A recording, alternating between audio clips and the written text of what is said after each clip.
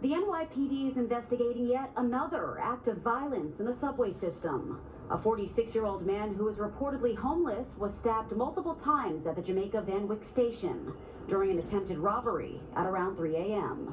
And yesterday morning, 44-year-old Lateef Coleman, also believed to be homeless, was taken into custody for stabbing a 22-year-old breakdancer on the L train.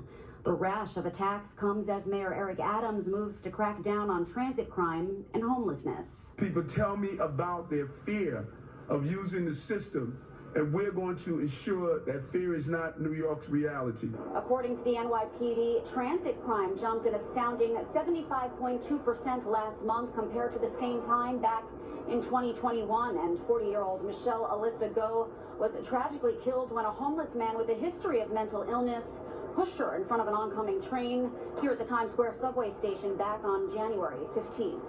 In a joint press conference with Governor Kathy Hochul, Adams announced that police officers, clinicians, and social workers will be deployed to subway stations across the 5 boroughs to connect homeless people with mental health services and housing options.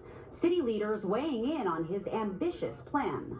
So him having teams of people go out, which is what we screamed at NYPD for years, to make sure that there were clinicians that were present to also help assess what's happening. The initiative will also direct police officers to enforce MTA rules, including criminal and non-criminal offenses like sleeping on board trains and carrying piles of trash.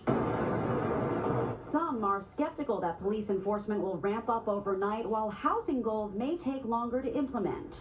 But others say it's all about fair and transparent outreach. The components of a successful outreach to a homeless person are developing trust, assessing their needs, and getting them as soon as possible to a place that they're willing to accept, where they can work on longer-term solutions. A total of 600 new psychiatric beds and 500 new supportive housing slots will come online with the help of roughly $40 million in state funding. Reporting from Times Square, Briella Tomasetti, Fox 5 News.